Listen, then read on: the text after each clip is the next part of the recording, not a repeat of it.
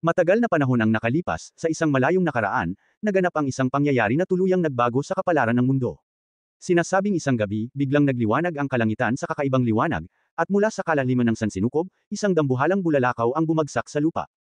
Ang bulalakaw na ito ay isang higanting meteorite na naglalaman ng isang napakalakas at misteryosong puwersa.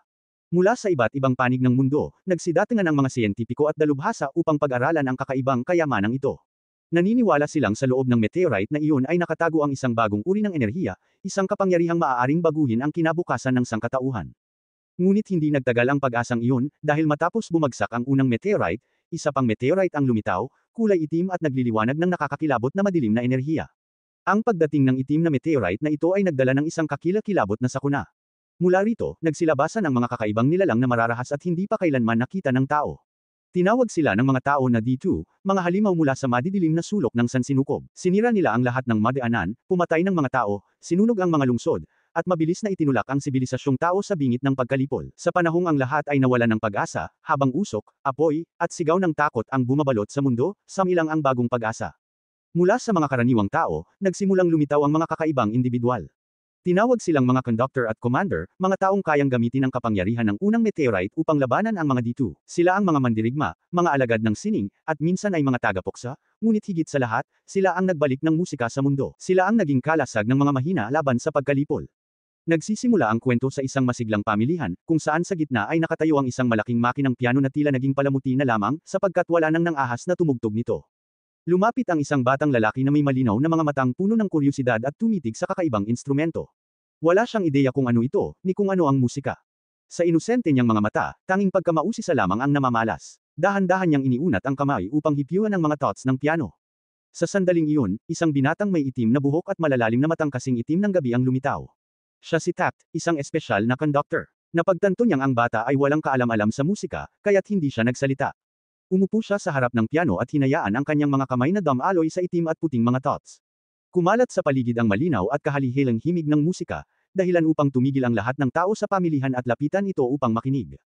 Ngunit bago pa man matapos ang tugtugin, biglang sumalakay ang panganib.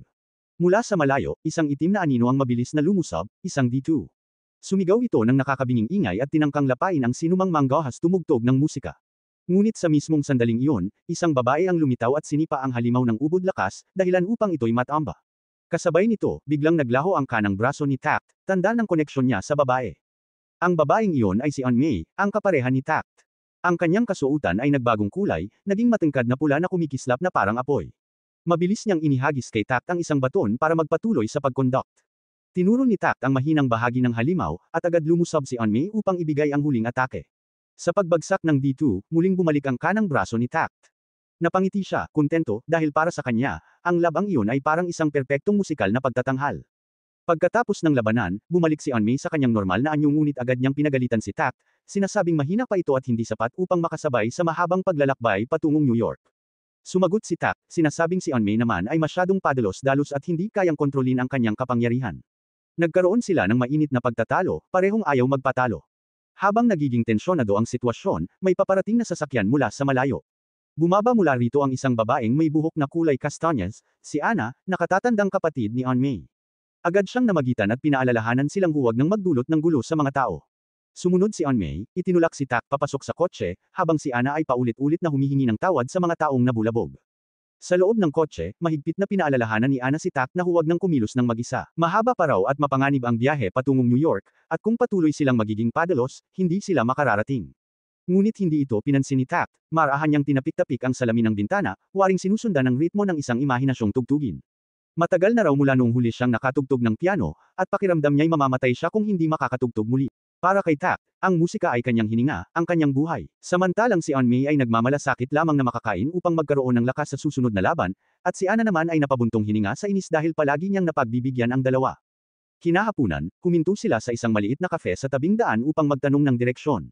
Doon nila narinig na may pugad daw ng D2 sa bayan sa unahan. Nag-alala si Anna at tinangkang humanap ng ibang daan, ngunit napansin ni Tact ang isang lumang music player sa isang sulok. Nilapitan niya ito at muntik ng subukang paandarin, ngunit agad siyang pinigilan ng may-ari, sinasabing ang musika ay umaakit ng mga D2. Si An Mei, na nakapagpahinga na at puno ng enerhiya, ay masiglang nagmungkahi na salakayin nila ang mga halimaw at gawing mas maikli ang biyahe papuntang New York. Pumayag si Tak, kalahating dahil gusto niyang lumaban, at kalahating dahil gusto niyang marinig muli ang musika. Sa kabila ng pagtutol ni Ana, agad nag-transform si Anmei at sumugod palabas ng pader, diretsyong patungo sa kinaroroonan ng mga D2. Agad siyang sinundan ni Ana, habang nanatiling kalmado si Tak dahil nakakonekta siya sa paningin ni Anmei. Ngunit biglang nangyari ang trahedya, isang malakas na pagsabog ang yumanig sa paligid.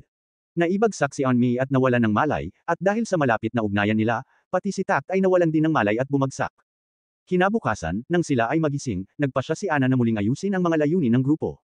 Ipinahayag niya na ang pinakamahalagang bagay ngayon ay makarating sa New York upang magamot si Anmei. Ngunit si Tak ay patuloy lamang na iniisip ang musika, habang si Anmei naman ay sabik pa ring lumaban sa mga halimaw. Dahil sa katigasan ng ulo ng dalawa, labis na nena si Ana hanggang sa siya'y napaluha. Ikinwento naman ni Anmei na kagabi, napakaraming dito ang lumitaw. Nilabanan niya ang mga ito hanggang sa huli, ngunit napilitan siyang magpasabog ng malaking enerhiya upang lipulin sila. Sa kasamaang palad, inatake pa rin siya ng isa pang D2 mula sa likuran. Sa narinig, nakaisip ng matapang na plano si Tak, gamitin ang musika upang ilabas ang mga D2. Nang sumapit ang hapon, bumalik si Anmei sa bayan, dala ang isang piano. Paghupa ng dilim, naupo si Tak sa harap nito at nagsimulang tumugtog, habang si Anmei ay naghanda sa pakikipaglaban. At totoo nga, ang malamyos na tugtugin ng piano ay nag-akit ng mga dito mula sa iba't ibang direksyon. Nagngangalit ang mga ito habang papalapit, tila galit na galit sa himig ng musika. Agad sumabak sa labanan si Anmei. Binago niya ang kanyang sandata at ginawa itong shotgun, pinapatay ang maliliit na halimaw isa-isa. Samantala, patuloy na tumutugtog at nagko-conduct si Tak, na para bang ginagawang simponya ang laban. Ngunit biglang sumulpot mula sa likuran ang pinuno ng D2. Sa loob ng katawan nito ay mayroong itim na batong nagbibigay dito ng walang katapusang kakayahang maghilom. Napansin ni Anmei ang lihim na ito. Agad niyang binago ang sandata, ginawang espada, at ipinunla ang lahat ng kanyang lakas. Mabilis siyang sumugod at itinarak ang espada sa dibdib ng halimaw. Sa isang matinding saksak, nabasag ang itim na bato, dahilan upang sumigaw ang dambuhalang dito bago tuluyang maglaho. Matapos ang labanan, muling bumalik sina Anmei at Tak sa kanilang normal na anyo. Naupo sila sa tabi ng piano, hinayaan ang musika na umaalingaw-ngaw, parang awit ng tagumpay matapos ang unos. Pagkatapos noon, nagpatuloy silang tatlo sa paglalakbay patungong New York. Paalala ni Ana, mula ngayon ay kailangan nilang kumilos ng magkakasama at huwag ng padalos-dalos. Si Tak naman ay umaasang sa susunod ay makakagamit siya ng mas malaking piano. Si Anmei naman ay walang pakialam, abala siya sa pagkain ng donut na may butas sa gitna, na mas kinawiwilihan pa niya kaysa sa laban. Noong nakaraan, minsang sinalakay ng mga dito ang lugar na iyon, nagdulot ng kaguluhan at pagkawasak. Maraming gusali ang nawasak, at unti-unti ring namamatay ang buhay sa paligid. Si Tak, noong bata pa, ay nawalan ng pamilya sa nakakatakot na pangyayaring iyon. Habang nalulunod pa ang lahat sa dalamhati, isang lalaki ang tumindig upang pagaanan ang takot ng mga tao. Nagsalita siya tungkol sa kapangyarihan ng musika sa paglaban sa mga D2. Sinabi niyang hindi dapat hayaang mawala ang musikang nagbibigay buhay sa kaluluwa, dahil mismong musika ang magiging sandata laban sa kadiliman. Marahil doon nagsimulang mangganyo si Batang Tak. Sa tindi ng kanyang kalungkutan, ibinuhos niya ang lahat ng oras sa pagtugtog ng piano. Sa kasalukuyan, si Tak ay madalas mag-ensayo sa isang saradong silid na puno ng alikabok at kalat. Para sa kanya, nakakatulong ito upang makapag-focus sa kanyang pagtugtog. Ngunit biglang pumasok si Anmei, dala ang vacuum cleaner, at agad nagsimulang maglinis. Hindi niya maiwasang magreklamo sa kalat ng silid matapos lamang ang isang linggo. Parang may mga kakaibang nilalang, paraw na nagdiriwang doon. Habang tumutulong si Anmei maglinis, ayaw naman ni Tak dahil pakiramdam niya istorbo ito sa kanyang ensayo. Samantala, ang mga partygoers ay tahimik lang, nagbibigay daan kay Tak na magpatuloy sa pagtugtog. Ngunit nang sinubukan ni Anmei na i-vacuum si Tak mismo, galit siyang napasigaw, at nauwi ito sa mainit na pagtatalo. Habang nag-aaway ang dalawa, dumating si Ana, ang kanilang tagapamahala. Tumayo siya sa gilid, walang gaanong reaksyon dahil sanay na siya sa ganitong eksena. Ngunit nang mawala na siya ng pasensya, napasigaw siya at tinakot silang may parusang mangyayari kung hindi sila titigil. Pagkatapos nito, naupo silang tatlo upang kumain. Patuloy na nagreklamo si Anmei na si Tak ay palaging nasa garahe lang, tumutugtog buong araw, walang kaibigan, walang trabaho, at ni hindi man lang naliligo. Ang pinakakawawa raw sa lahat ay ang piano dahil binabayo ito ng walang tigil. Sagot naman ni Tak, walang saysay daw lumabas at hindi pa naman ganoon kadumi ang kanyang silid para maligo. Isa lang daw ang nagdadala ng dumi sa silid, si Anmei. Nagpalitan sila ng mga banat hanggang si Ana ay mapilitang sumabat muli, sinasabing kumain na lang silang tahimik. Pagkatapos, sinabi ni Ana na baka kailangan nilang ni Anmei na pumunta sa Tokyo. Kung sakali, paano na raw mabubuhay si Tak nang wala sila? Ngunit malamig na sagot ni Tak, mananatili raw siya upang ipagtanggol ang kanyang musika. Tumayo siya at umalis.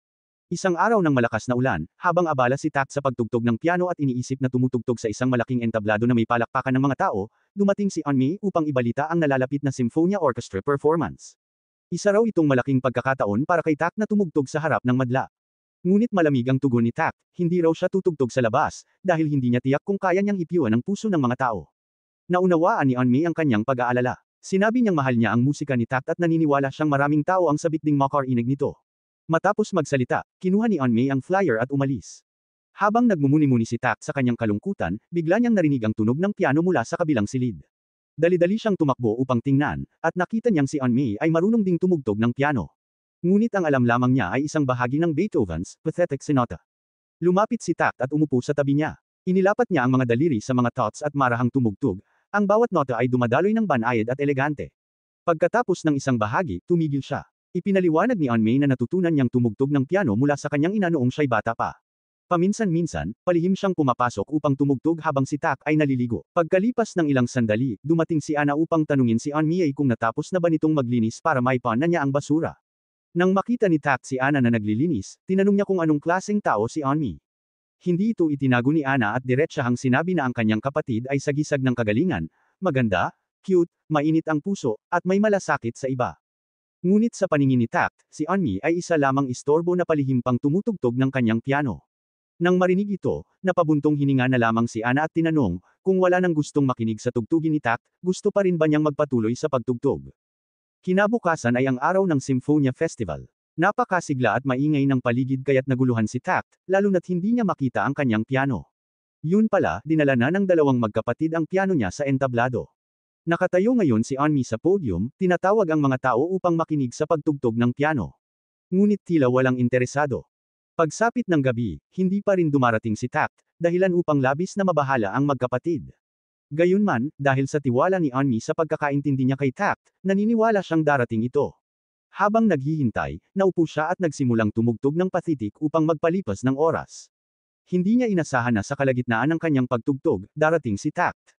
Umupo si Tak sa tabi niya at tumugtog ng isang napakasayang pyesa. Namangha ang mga tao sa ibaba sa talento ni Tak. Dahil sa kasiyahang iyon, hindi napigilan ni Onmi na sumabay. Kaya't nagsanib puwersa silang dalawa at nakalikha ng isang kamangha-manghang pagtatanghal. Pagkatapos ng tugtugan, sabay silang tumayo sa entablado at binati ang naghihiyawang mga manunood. Ngunit hindi nagtagal ang kasiyahan nang mapansin ni Onmi ang makapal na usok sa kabilang bahagi ng gusali. Sunod-sunod na lumitaw ang mga halimaw na D2, nagpapalabas ng makinang na sinag na sumisira sa lahat ng madaanan. Gumuho ang lugar, at parehong bumagsak sina Tak at Onmi. May nakabaon pang debris sa kamay ni Tak. Pagmulat ni Tak, nakita niyang si Onmi ay nakadagan sa kanya. Nagpapanik siyang tinawag ito, at marahang iminulat ni Onmi ang mga mata, sinabing gustong-gusto niya ang pagtugtog ni Tak, bago tuluyang mawalan ng malay. Hindi makapaniwala si Tak. Para sa kanya, ang musika ay dapat nagbibigay saya, hindi sakit at pagdurusa. Naluha siya at sumigaw sa pangalan ni Onmi. Sa sandaling iyon, nagsimulang magliwanag ang batong nasa dibdib ni Onmi. Inangat siya sa ere at biglang lumabas ang libo-libong tinak na baging na pumulupot sa sugatang kamay ni Tak, dahilan ng matinding sakit. Pagtingin niya, may lumalabas na babaeng apoy na gumagapang paakyat at kumagat diretso sa kanyang braso. Agad itong nawala, at damaloy ang dugo, nagdurusa si Tak sa matinding kirot. Kasabay nito, naglaho ang babaeng apoy at nagsanib kay Onmi, na ngayon naging isang napakagandang dalaga sa pulang kasuotan ng apoy. Nagningning din ang mga mata ni Tak bilang tugon. Inabot ni Onmi kay Tak ang isang mahikang wand at tinawag siyang, Master, hinihikayat siyang utusan siya upang lipulin ang mga dito sa paligid. Sa sandaling iyon, ang buong syudad ay nagmistulang impyerno, wasak, duguan, at nagliliyab. Nakatitig lang si Ana, hindi makapaniwala sa kanyang nasasaksihan. Nagsimulang dumagsa ang mga dito sa paligid ni Tak at Onmi, ngunit sa isang iglap, marami agad ang nawasak matapos niyang utusan si Onmi na lipulin ang mga ito. Pagkatapos niyang magpalabas ng napakalakas na atake na pumuksa sa marami, bumalik si Onmi sa dating anyo at nawalan ng malay. Samantala, ang dugong kamay ni Tak ay bumalik sa normal. Ngunit dumami muli ang mga dito sa paligid nila, at dahil sa labis na pagod, nawalan din ng malay si Tak. Sa gitna ng panganib, biglang dumating ang isang lalaki at babae sakay ng motorsiklo. Nilipol nila ang mga halimaw at sinagip sina Tak at Onmi. Hindi malinaw kung gaano nakatagal ang lumipas nang makita si Tak na tumutugtog muli ng piano para kay Onmi. Biglang naging puti ang buong paligid, tumayo si Onmi, ngumiti sa kanya, at unti-unting naglaho. Nagising si Tak at napagtantong panaginip lang pala iyon. Pagtingin niya sa kanyang kamay, ang braso na nawala noon, may mga pulang bakas ng dugo na ikinagulat niya.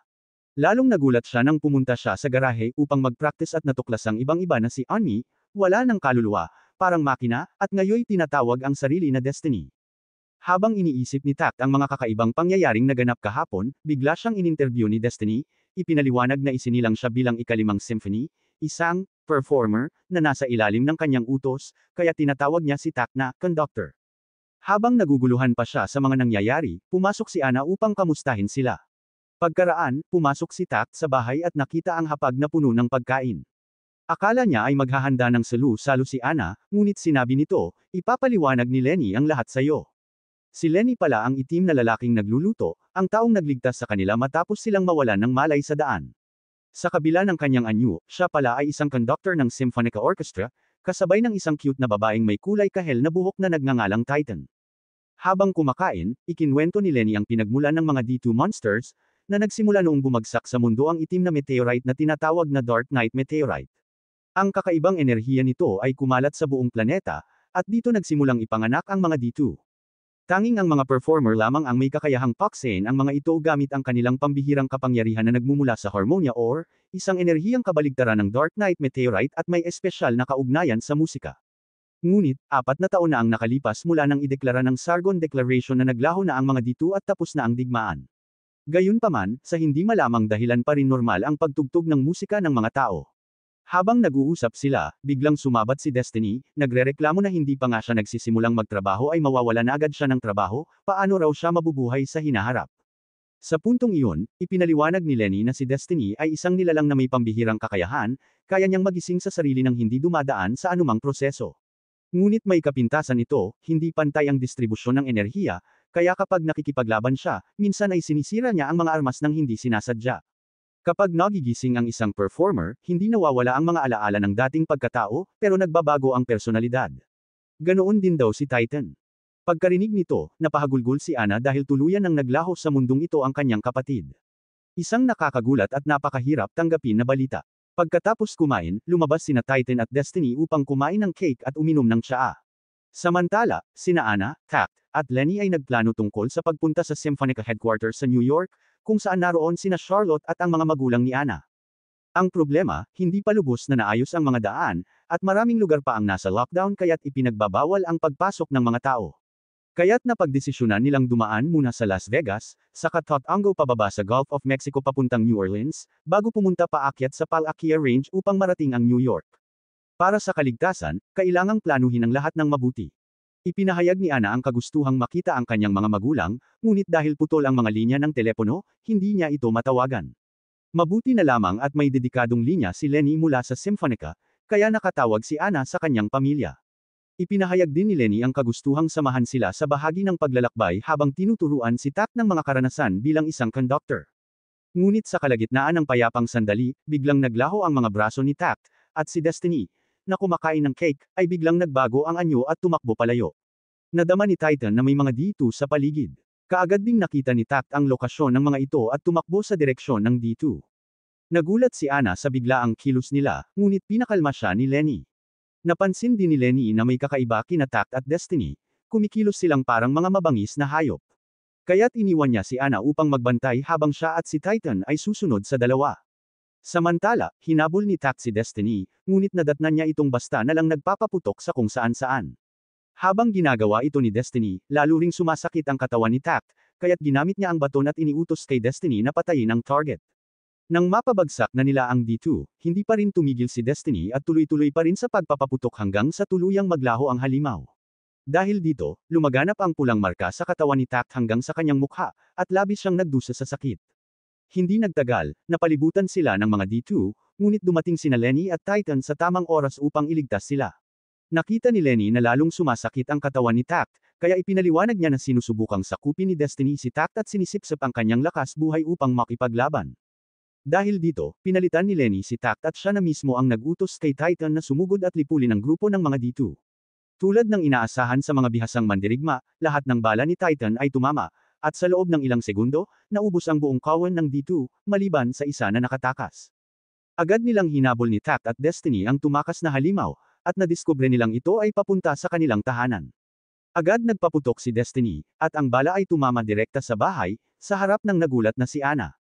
Kaagad na iniutos ni Tact kay Destiny na sirain ang D2, at sinunod naman ito ni Destiny, nagdulot ng napakalakas na pagsabog na yumanig sa lupa. Sa isang iglap, naglaho ang bahay at ang halimaw. Matapos ang lahat ng pagkawasak, naglakbay na ang grupo patungong Las Vegas. Sa biyahe, patuloy na ginagalaw ni Tact ang kanyang mga kamay na parang tumutugtog ng piano, kaya't nagtaka si Destiny na nakaupo sa tabi niya. Ngunit dahil isinilang siya mula sa musika, nauunawaan niya ito. Kaya't nagtanong siya kung maaari ba siyang patugtugin ni Tact ng isang pyesa. Pagdating nila sa disyertong lugar, inuutusan ni Tact si Destiny na lipulin ang mga dito sa harapan nila. Ngunit kahit anong utos niya, hindi tumatama ang mga atake ni Destiny. Nang mapagod na si Tact, sumalo si Lenny.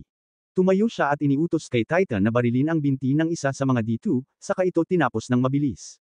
Sa loob lamang ng ilang segundo, naglahong parang bula ang D2. Namangha si Destiny at nagtanong kay Titan, na sumagot lamang ng, kapag nagbibigay ng utos ang conductor ko, nagbibip-bip ito sa akin. Tahimik lang na nakinig si Destiny, hindi sigurado kung naintindihan niya, pero tumanggo ng paulit-ulit at saka tumalikod kay Tact at sinabing, gawin mo rin yun. Nagreklamo si Tact, sinasabing, parang madali pakinggan, pero hindi ganyan kadali gawin. Pero dahil siya rin ang humiling kay Lenny na turuan siya, wala siyang magawa kundi tiisin ito. Sa kabutihang palad, malakas ang instinct ni Destiny bilang performer, kaya't sa tuwing may lalabas na D2, tiyak na lalaban siya, bagaman hindi laging siguradong tatama. Ipinaliwanag ni Lenny kay Tact ang tungkol sa pakiramdam ng harmonya, na ang timbre na ipinapasa ni Destiny ay dapat umayon sa ritmo niya. Para sa isang music hero, ang kakayahang makipag-usap sa musikang kanilang nililika ay isang napakagandang bagay. Ang conductor ang gumagabay sa performer upang maghabi ng himig na nais nilang abutin. Habang nagpapahinga ang grupo, dumating ang kaibigan ni Lenny na si Jonathan sakay ng kanyang sasakyan. Nagkataon na nagtatrabaho rin siya sa farm sa Las Vegas, na siyang destinasyon ng grupo. Pagdating nila sa farm, muling nagkita sina Lenny at Titan kay Maggie, at labis silang nagulat nang malaman na magkasintahan na sina Maggie at Jonathan. Marahil ay dahil matagal na silang hindi nagkikita, kaya't mabilis na muling naglapit ang kanilang mga damdamin. Masigla silang nagkwentuhan. Habang nag-uusap, lumabas ang may-ari ng lugar upang salubungin sila. Dahil mahirap ipaliwanag ang tunay nilang pagkakakilanlan, ipinakilala ni Lenny sina Tact, Destiny, at Anna bilang kanyang tatlong anak. Inimbitahan sila ng may-ari na kumain, ngunit tumanggi si Lenny at sinabing mayroon na silang plano kasama ang pamilya ni Jonathan. Sa hapunan, nagulat ang lahat nang malamang lahat ng pagkain ay mula mismo sa ani ng farm. Nakakamangha rin dahil tila mabilis umunlad ang lugar. Ikinwento ni Lenny na noong sinalakay ng mga D2 ang syudad ni Maggie at Jonathan, tinulungan niya silang paksay ng mga halimaw. Pagkatapos noon, lumipat sila rito upang tumulong sa muling pagpapatayo ng lugar na winasak ng mga D2. Dahil sa tulong ng Symphonica, wala nang D2 sa lugar na iyon, kaya tumaas ang produksyon at lumawak ang lupang sakahan. Nagsisimula ng bumangon muli ang mga tao. Mahirap man makamit ang kapayapaan, determinado silang bawiin ang lahat ng nawala dahil sa mga D2. Kinagabihan, magkatabing nakaupo sina Lenny at Tact sa terasa, pinagmamasdan ang buwan. Sinabi ni Lenny na ayaw niyang ipaalam sa mga tao ang tungkol sa labanan laban sa D2 na nangyari malapit doon kanina, dahil ayaw niyang mawala ang pag-asa ng mga tao para sa hinaharap. Idinugtong pa niya na naniniwala siya sa musika, dahil ito ay patuloy na umiiral at nagbibigay ng kaligayahan sa mga tao. Ang musika ay nag-uugnay sa mga puso, nagpapagaan ng sakit, nagbibigay ng tapang, at lumilikha ng kinabukasan. Lahat ng tanyag na music hero ay dumaan sa mga pagsubok bago makalikha ng magandang himig, at iyon ang dahilan kung bakit patuloy na umuusad ang mundo. Ang mga music hero ay dapat nilang protektahan, dahil iyon ang misyon ng Symphonica. Ngunit kahit anong sabihin ni Lenny, hindi interesado si Tact, dahil sa kanyang paniniwala na hindi pa rin lubos na ma-enjoy ng mga tao ang musika. Pagkasabi nito, umalis siya at pumasok sa kanyang silid. Samantala, sinabi ni Lenny na may negosyong aasikasuhin siya kasama si Titan, at kailangan nilang makipagkita kay Linger, ang may-ari ng isang kasino sa Las Vegas. Ipinahayag ni Lenny na nais niyang tumugtog doon upang patunayan ang kanyang sarili, at inilabas niya ang isang bungkus ng pera na halos punuin ang mesa. Ngumiti lamang si Linger ng makahulugan, malinaw na alam na niya ang gustong mangyari ni Lenny. Pagkatapos ng kanilang pag-uusap, nahiga si Tact, nakapatong ang mga kamay sa likod ng ulo, at tulala sa pag-iisip. Ilang sandali pa, dumating sina Anna at Destiny. Biglang naramdaman ni Destiny ang kakaibang panginginig na hindi napansin ng dalawa. Gumapang siya sa sahig upang tukuyin ang pinagmulan nito, at inisip na posibleng sanhi ito ng mga D2. Bagaman hindi siya sigurado, sinabi ni Destiny na hindi siya maaaring magbulag-bulagan, kaya't gusto niyang siyasatin ito mismo. Pagkasabi niya nito, binasag niya ang pader at lumipad palabas. Hindi na siya napigilan ni Anna at Tact, kaya't sumunod na lamang sila. Paglalakad nila, napadpad sila sa isang party sa labas. Hindi na nagsalita pa si Destiny at sinuntok agad ang bantay, na lumipad palayo dahil sa lakas. Ang lugar pala ay isang kasino, tipikal sa mga libangan sa Las Vegas. Nakakagulat, dahil ang Mar-Angel na loob ay tinatakpan lamang ng payak na panlabas na anyo. Sa loob, sinalubong ni Linger sina Lenny at Titan, matapos gastusin ni Lenny ang napakaraming pera para sunugin ang kasino sa loob ng ilang oras. Sa ngayon, hindi pa siya naglalaro, gusto lang niyang makipag-usap muna kay Linger tungkol sa kung paano pinapatakbo ang lugar. Habang nag-uusap, nagulat ang mga gwardya na may mga hindi kilalang pumasok sa gusali. Hindi pa nila alam na ang grupo ni Tact ang tinutukoy nila. Habang nagmamasid si Ana, namangha siya sa mga bago at kumikislap na tanawin. Si Tact naman ay walang gana, dahil para sa kanya, karaniwan lang ito sa Las Vegas, hindi naman puro sakahan lang dapat ang naroon. Ipinatong ni Destiny ang tainga sa sahig, naamoy ang isang kakaibang halimuyak, at agad niya itong iniulat kay Tact. Sa sandaling iyon, nadiskubre na rin sila ng mga gwardya. Agad namang tumakbo si Destiny, binasag ang mga makina ng baraha, at tumakas. Mula sa itaas, nakita ni Linger ang mga pamilyar na mukha habang pinalilibutan na ng mga gwardya sina Tact, Ana, at Destiny. Ngunit nang ipamalas ni Destiny ang kanyang kapangyarihan, agad nalaman ng lahat na may kinalaman sina Lenny at Titan sa mga ito, kaya't tinutukan sila ng mga baril. Habang dumarami ang mga gwardya, biglang nakaramdam si Destiny ng presensya ng mga D2. Pagkasabi niya nito, nag-uumpisang magbitak ang lupa, at lumitaw mula roon ang mga D2 monsters, lumilipad at nagdulot ng kaguluhan sa buong kasino. May ilan na nakatakas, ngunit marami ang napunit at napatay ng mga halimaw. Si Linger at ang kanyang mga kasamahan ay nagtago sa isang sulok, nanginginig sa takot, habang ang grupo ni Tact lamang ang nakikipaglaban sa labas.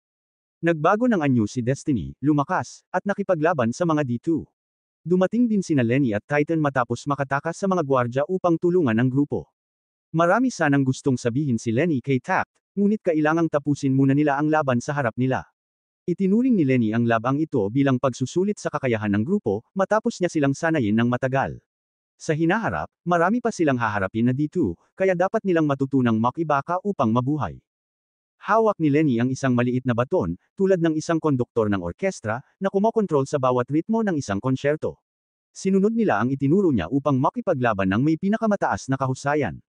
Kahit ang enerhiyang pinapalabas ay kailangang kontrolado. Ngunit si Destiny ay isang pasaway na babae na kumikilos ng walang prinsipyo, kaya't napilitan si Tact na sawayin siya. Sa huli, napilitan si Destiny na sundin ang mga turo ni Tact. Sumiklab din sa labanan si Titan. Dalawang konduktor at dalawang performer, na may mahusay na koordinasyon, ay nagtulungan upang pabagsakin ang bawat D2. Sa wakas, natapos nila ito ng napakaganda, parang isang tunay na pagtatanghal. Isang konsyertong totoo, tanging kulang lang ay ang mga manunood. Samantala, si matandang Linger ay tumakas dala ang pera. Ngunit hinabol siya ni Titan. Marahil ay matagal siyang mabibilanggo dahil sa pagnanakaw ng pera ng mga manggagawa. Kinabukasan, nagkita sila sa huling pagkakataon bago umalis. Binigyan ng mag-asawang lokal si Ana ng isang bag ng mais, pangunahing produkto ng lupaing iyon. Nag-usap sina Tact at Lenny sa tabi. Hindi na makakasama si Lenny kay Tact dahil may mga bagay pa siyang kailangang ayusin, kaya't maghihiwalay na muna sila at kikilos ng magkanya-kanya. Si Tact ay sanay ng kumilos ng mag-isa, kaya't hindi niya ito pinigilan. Nais lamang niyang makamit ni Lenny ang gusto niyang marating, at pareho silang magpapatuloy sa kani-kanilang landas. Nakolekta ni Titan ang lahat ng ebidensya laban kay Linger at sa talaan ng kanyang mga kliyente.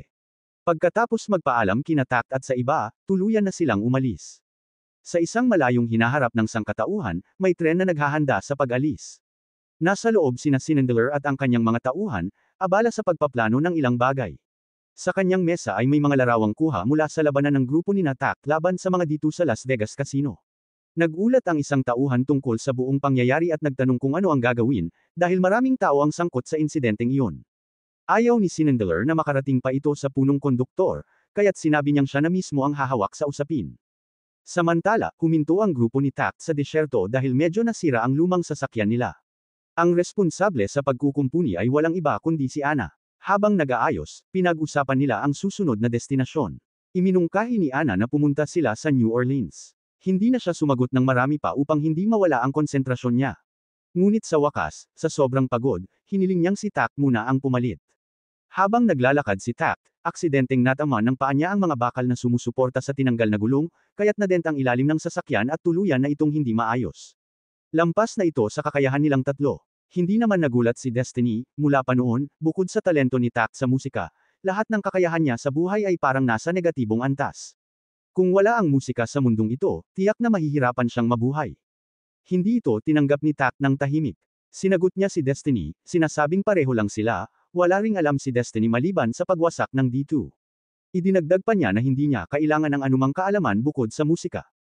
Pagkasabi nito, biglang naramdaman ni Destiny ang presensya ng mga D2. Agad siyang nag-transform at tumakbo patungo sa direksyon ng halimaw. Kahit malayo pa, malinaw niyang nadama ang enerhiya ng D2. Tumakbo siya hanggang sa mahabol ang halimaw na pilit tumatakas. Sa isang putok lang, napahinto niya ito. Kaagad siyang sumugod at inatake ng espada, dahilan upang ito'y maglaho. Matapos iyon, hindi niya napansin na nakatayo siya sa riles ng tren. Wala siyang nerbiyos o reflex, at tinitigan lamang ang papalapit na tren.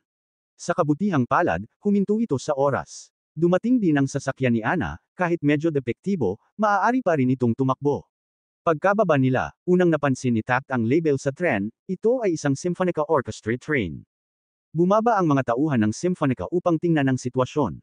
Nang makita nila ang suot ni Destiny, agad nilang nakilala na isa siyang performer. Itinutok ni Valkyrie ang kanyang espada kay Destiny, ngunit nanatiling tahimik ito. Dahil sa pag-init ng sitwasyon, tumakbo si Ana upang ipaliwanag na aksidente lang ang lahat. Dumating din ang konduktor ng Symphonica, si Sinandalar. Nais niyang tanungin ang tatlo, ngunit nagmamadali si Tak at sinabing abala sila. Sa kabila nito, kumilos si Sinandalar na parang mabuting tao at inanyayahan silang sumabay sa tren. Kahit hindi magkapareho ang destinasyon, pareho namang nasa iisang direksyon. Hindi niya binigyan ng oras ang tatlo upang tumanggi. Kaya't naupo silang lahat sa parehong kompartimento, habang ang lumang sasakyan ni Tak ay inakyat sa bubong ng tren. Si Sinandalar ay palabirong tao at nagsimulang magkwento tungkol sa kanyang misyon. Napag-alaman ng tatlo na nagdadala siya ng mga Dark Knight meteorites na narecover upang ibalik sa Symphonica. Nagkaayos na rin ang magkabilang panig, dahil medyo hindi naging maganda ang unang pakikitungo ni Sinandalar. Ipinaliwanag niya na dahil sa bigat ng misyon, naging tensyonado lang siya. Nakatayo sa tabi niya si Valkyrie, nagpapaalala sa kanya, ngunit hindi niya itinago ang katotohanan dahil inanyayahan naman niya silang sumama sa biyahe. Nagmasdan ni Sinandalar si Destiny at binanggit na napakakakaiba niya, parang isang tunay na robot. Kahit sa gitna ng labanan, hindi siya nagpapakita ng emosyon, palaging tila abala sa paghahanap ng mga D2. Kahit habang kumakain ng masarap na cake, hindi man lang nagbago ang ekspresyon ng kanyang mukha, mabilis lang niyang nilantakan ang buong piraso. Naakit si Sinandalar sa kakaibang katangiang iyon ni Destiny. Inamin niya na marami na siyang performer na nakilala sa buong bansa, ngunit sa totoo lang, wala pa siyang nakikita na tulad ni Destiny. Nais niyang tanungin si Tak kung paano niya nakuha ang ganitong sandata. Naiirita si Ana sa paraan ng pagtawag ni Sinandalar, na parabang si Destiny ay isang bagay lamang. Ipinaliwanag ni Sinandalar na sa kanyang pananaw, ang mga performer ay mga instrumentong sandata upang lipulin ang mga D2. Nais pa sanang magtanong ni Sinandalar ng iba pang bagay kay Tak, ngunit hindi na siya pinakinggan nito at agad siyang pinutol sa usapan. Si Valkyrie, na nakatayo sa tabi ni Sinandalar, ay nena sa kawalang galang ni Tak at muntik na itong turuan ng leksyon, ngunit pinigilan siya ni Sinandalar. Sinabi niyang hayaang makapagpahinga muna sila, hindi ibig sabihin na hindi na magkakaroon ng labanan. Ayon sa kagustuhan ni Sinandalar, dinala ni Valkyrie ang tatlo sa isa pang kompartimento upang makapagpahinga, ngunit may mga tauhan siyang nagbabantay sa kanila. Tumayo si Tak at tumutol, dahilan upang sandaling tumahimik si Valkyrie at nagkaroon sila ng pagtatalo. Bigla namang naramdaman ni Destiny ang mga D2 na lumilipad malapit sa tren. Agad niyang ginamit ang kanyang kapangyarihan at sumalpok palabas ng tren. Tama nga siya, sa labas ay may mga D2 monsters na lumilipad na kasabay ng tren. Si Tak ay nagbigay ng direksyon kay Destiny upang labanan ang mga ito, at tinulungan din sila ni Valkyrie. Ngunit napakarami ng kalaban. Sa tagal ng labanan, nasira ang mga riles ng tren kaya't napilitan itong huminto. Si Ana, na nasa loob, ay tumingin sa labas upang alamin ang nangyayari nang dumating si Sinandalar upang imbitahan siyang makipag-usap. Dumating agad ang repair team upang ayusin ang nasira, ngunit tinatayang aabutin ito ng kalahating araw bago matapos. Naiinis si Valkyrie dahil napahinto ang biyahe ng kanilang pinuno. Binalaan niya silang huwag nang gumawa ng anumang kalokohan, saka siya umalis nang mainit ang ulo. Pagkaalis niya, biglang lumitaw si Jegoko. Lumapit siya kay Tak at Bam-ulong, sinasabing hindi pa nakikipagkontrata si Valkyrie sa kahit anong orkestra, at itinuro pa kung paano niya mapapanalo ang loob nito. Ngunit hindi interesado si Tak sa mga ganitong bagay. Nahanap ni Jegoko na kaakit-akit ang ugali ni Tak, pati si Destiny. Tinitigan niya sandali ang mga mata ni Destiny bago lumayo. Sa loob naman, nagkukwento si Ana kay Sinandalar tungkol sa mga karanasan nila. Alam ni Sinandalar ang pinagmula ni Ana, at pinuri siya sa pagiging tapat sa tungkulin. Hinuha niya na sumama lang si Ana upang bantayan ang dalawa, hindi dahil sa pakikipagtulungan bilang isang koponan. Bahagyang upang masiguro na ang performer na hindi pa ganap na naa-adjust ay hindi makapinsala sa mga inosenteng tao. Hindi nagustuhan ni Ana ang unang bahagi ng sinabi ni Sinandler, ngunit sinabi lamang nito na tama ang ginagawa niya, dahil ang mundong ito ay nangangailangan ng mga pinili ng langit, tulad ni Tact at Destiny, na may kakayahang pamunuan ang mga mahihinang tao. Nena si Ana sa mga salitang iyon, ngunit pinili na lamang niyang manahimik. Lumipas ang ilang oras, nagbago ang kulay ng langit. Kaunti na lang ang kailangan ng repair team upang matapos ang release nang biglang muling sumalakay ang napakaraming D2, higit pa kaysa kaninang umaga. Nandoon si Valkyrie, nagtataka kung bakit ganoon, hindi ba't maraming Dark Knight meteorites ang nasil na? Bakit patuloy pa rin silang lumilitaw? Habang iniisip niya ito, kumilos na sina Tact at Destiny. Pareho silang sumugod upang harapin ang mga halimaw. Ngunit habang tumatagal, dumarami pa lalo ang mga ito. Sa paglipas ng laban, napagod silang tatlo. Pinagmamasdan ni Sinandler mula sa tren ang lahat ng nagaganap. Alam niya ang dahilan, ang mga performer na walang kasunduan sa conductor ay mabilis maubusan ng enerhiya, at si Valkyrie ang pinakamalinaw na halimbawa.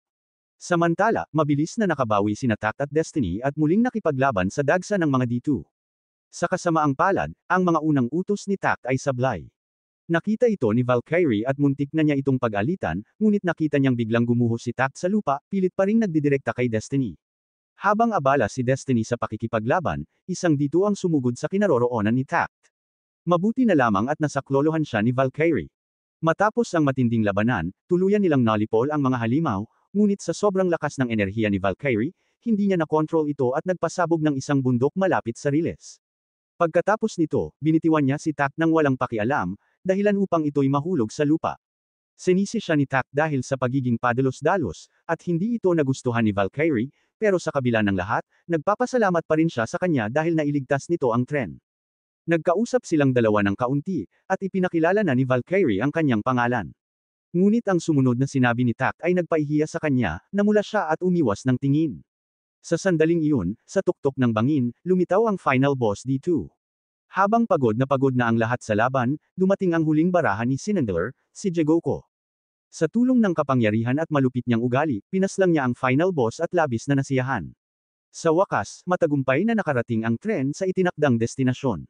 Pagkatapos magulat ni Valkyrie, agad siyang tinanggal sa trabaho ni Sinandler. Sa halip na pumunta sa destinasyong binanggit niya, bigla siyang nagbago ng plano. Siya at si Jegoko ay lumapit kay Tact at inalok siyang sumama sa kanya, ipinangakong magkakaroon siya ng mas bukas na kinabukasan.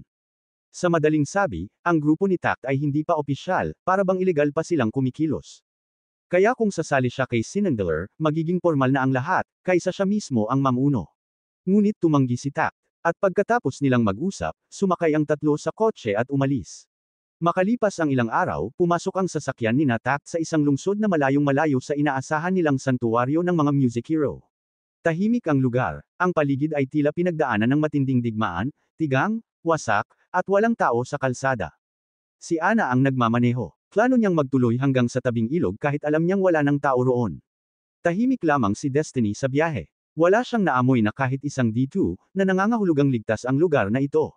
Buo ang tiwala ni Ana sa kanya, kaya naman kampante siyang mamili ngayong araw. Habang masaya si Ana, tila hindi naman masaya si Tact dahil walang mga D2. Pero sa totoo lang, hindi iyon ang dahilan. Ayaw pa nga niyang payagan si Destiny na tumawag ng mga halimaw. Ang tunay na dahilan ng kanyang pagkainis ay nang mapunta ang usapan sa musika. Laking gulat ni Tact nang mapansin na marunong na ngayong magbiro si Destiny. Tila natuto na itong makipag-usap ng mas maayos kaysa dati. Dahil sa sobrang papuri niya rito, nagpa siya si Destiny na magbitaw pa ng ilang biro, dahilan upang mapatameme si Tact at hindi makasagot. Nag-asaran sila sa buong biyahe, hanggang sa sumigaw si Ana na manahimik na lamang. Hindi nagtagal, huminto ang kotse. Bumaba sina Ana at Destiny, ngunit si Tact ay nanatili sa loob. Tinanong siya ni Ana kung sasama siya, ngunit sabi ni Destiny, wala naman itong silbi dahil hindi man lang siya makakatulong magbuhat. Pinayuhan siya ni Ana na huwag lalayo, saka sila nagtungo ni Destiny sa tindahan. Dahil iba na ang panahon ngayon, tila kupas na ang dating makulay na mundo. Sinabi nila sa may-ari ng tindahan na kailangan nilang magtungo sa New York, tatlo silang maglalakbay. Nag-alala ang matanda, dahil delikado raw ang biyahe. Ngunit buong kumpiyansa si Destiny at sinabing, basta't naroon siya, magiging maayos ang lahat. Palaging natutupad niya ang kanyang misyon. Napatawa ang matanda, saka inilabas ang mga panestos ayon sa listahan. Ibinahagi rin niyang matagal na raw siyang hindi nakakakita ng mga kabataan, dahil karamihan ng nakatira sa lugar ay matatanda na. Nang matapos niyang ipasok sa kahon ang mga paninda, tinangka niyang buhatin ito, ngunit kumalabog ang kanyang mga buto sa sobrang katandaan. Natarante si Ana at gustong tumulong, ngunit nagpumilit pa rin ang matanda. Maya-maya, tumunog ang telepono. Isang babae ang nasa kabilang linya, halatang matanda na rin ang boses. Sinabi ng tindero na suki niya ito at palagi niyang dinadalhan ng mga paninda sa oras na iyon. Dahil sa lagay ng matanda, nagboluntaryo sina Ana at Destiny na sila na lang ang maghatid ng mga ito.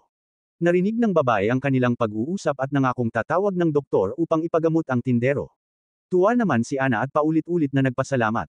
Pagbalik ng babae, inabutan niya sila ng mga inumin. Habang nag-aalangan si Ana, walang pakialam si Destiny, diretso niyang tinanong kung matamis ba iyon. Tumawa ang babae at sinabing mahilig talaga siya sa matatamis mula pagkabata. Inalok pa niyang kung hindi alintana ng dalawa ang masikip na lugar, maaari nilang isama ang mga ito. Walang reaksyon si Destiny kaya kinurot siya ni Ana, ngunit inakala ni Destiny na ayaw lang ng kapatid sa apple jam. Hindi pa siya tapos magsalita nang biglang mabutas ang bulok na sahig at bumaon ang paa niya. Nahihiyang lumabas ang babae at sinabing nakalimutan na niyang ipaayos iyon. Tinulungan siya ni Ana na palitan ang sahig ng bagong tabla. Si Destiny naman, dahil sa kuryosidad, sinubukan din, ngunit dahil sa lakas niya, nabutas pa ng mas malaki ang sahig. Pagkatapos nilang ayusin iyon, narinig nila ang ingay mula sa bahay sa tabi. Ang alagang pasang si Tom ay nasa bubong at hindi makababa, dahilan ng pag-aalala ng may-ari. Dahil nasa mood pa silang tumulong, nagpasya silang iligtas ang pusa. Sa kabilang banda, isang higanteng dito ang lumitaw sa harap ng isang batang lalaki. Bago pa man ito umatake, may mga talim ng espada nang biglang lumipad at biniyak ito sa kalahati. Dalawang babae ang lumitaw matapos mawala ang halimaw, isang tagpong matagal nang hindi malimutan ni Tact. Pagmulat niya sa kasalukuyan, nag-inat siya, saka lumabas ng kotse. Naglakad siya sa kalsada upang hanapin ang dalawang babaeng iyon, ngunit wala siyang nakita. Ilang sandali pa, napansin niya ang isang lalaking pumasok sa isang gusaling walang palatandaan. Dahil sa kuryosidad, sinundan niya ito. Pagpasok niya, bakante ang unang silid, ngunit may hagdanang patungo sa ilalim. Doon, nakita niyang maraming tao, mga kalalakihang nasa katanghaliang gulang, umiinom at nakikinig ng musika. Sandaling natigilan si Tact habang pinakikinggan ang tugtuging umaalingaw-ngaw. Lumapit siya sa stand at nakita ang isang plaka ng masakerong si Kenji, isang talentadong mga awit at kompositor, na siya ring ama ni Tact. Ayon sa bartender, maaari niyang patugtugin ito kung bibili siya ng kape. Sumang-ayon si Tact, at habang tinutugtog ang kanta, nagulat siya sa paraan ng paggalang ng mga tao sa kanyang ama. Kahit na alam niyang maraming kaguluhang dulot nito noon, at dahil sa kanya, napilitan ang mga tao noon na makinig ng musika ng palihim, ang mga taong ito ay hindi galit. Ipinahayag ng bartender na hindi naman daw palaging ganito kalihim ang mga pagtitipon nila noon. Tumawa ang ilang matatanda, sang-ayon sa sinabi. Sa kanilang mga ngiti at kwento, nakita ni Tact na ganap nilang iginagalang ang kanyang ama. Isa sa mga matatanda ay pabirong sinabi kay Tact na lumayo siya sa bartender, dahil kapag nadala na siya roon, mahirap nang makawala.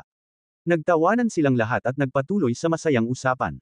Pagkatapos, lumingon ang bartender kay Tact at nagtanong kung pamilyar siya sa musika ni Kenji, iniisip niyang baka dahil mga tagahanga nito ang mga magulang ni Tact. Sagot ni Tact, si Kenji ang kanyang ama, dahilan upang biglang tumahimik ang maingay na silid. Samantala, bumalik tayo kina Ana at Destiny na noon ay pauwi na matapos tulungan ang matandang babae na ibalik ang pasang si Tom Gunn. Abala si Destiny sa paglalarawan ng kanyang unang karanasan sa paghipon ng pusa, malambot, mahina, mainit, at mabalahibo. Kahit halatang tuwang-tuwa, wala pa ring emosyon sa kanyang mukha, tila isang makina. Naalala rin niya kung paano kinuskos ni Tom ang ulo nito sa kanya bago sila umalis.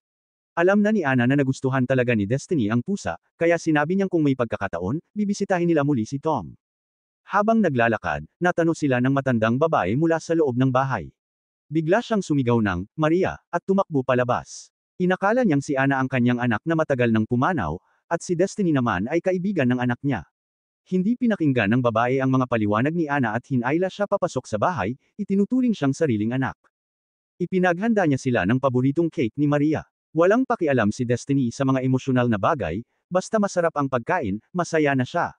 Habang kumakain, pilit pa ring ipinaliwanag ni Ana na hindi siya si Maria, ngunit parang hindi siya naririnig ng babae. Makalipas ang ilang sandali, dumating ang asawa ng babae. Tumayo si Ana upang humingi ng paumanhin sa hindi pagkakaunawaan. Samantala, bumalik naman tayo sa kinaroroonan ni Tact. Matapos malaman ng mga tao sa bar na anak siya ni Kenji, dinala siya ng may-ari sa silid ng mga instrumento. Pagkakita niya ng piano, agad siyang lumapit at tumugtog. Ipinakilala siya ng may-ari sa isang parokya nung dati ay lumahok sa konsyerto ni Kenji. Ipinagmalaki pa ng matanda na iyon ang pinakamasayang sandali ng kanyang buhay, tila isinilang daw siya para sa sandaling iyon. Marami siyang sinabi tungkol kay Kenji, puro papuri. Ngunit naiinis na si Tact, dahil sobrang daldal ng lalaki. Napansin ng may-ari ng bar na ibang-iba raw si Tact sa kanyang ama, na kilala bilang isang malamig at seryosong tao. Sumagot si Tact na iyon ay, personal style, lamang, saka muling umupo upang tumugtog.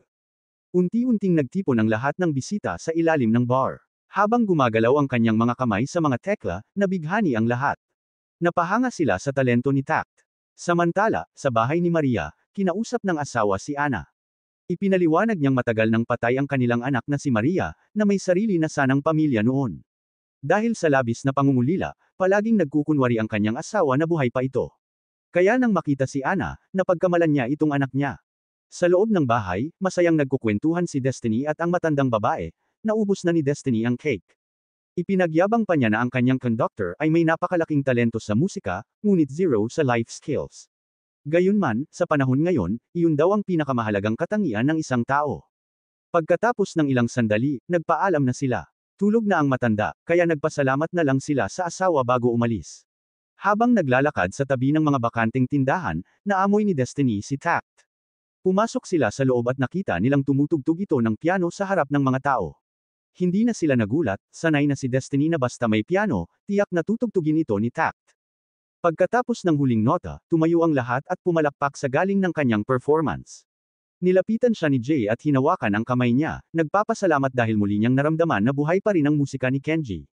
Matapos iyon, umalis na ang tatlo sakay ng kanilang berdeng kotse. Si Destiny, syempre, abala sa pagkain ng apple jam na ibinigay sa kanya ni Ginang Brown. Tila pareho silang matatapos sa pagkain bago pa man matapos ang biyahe.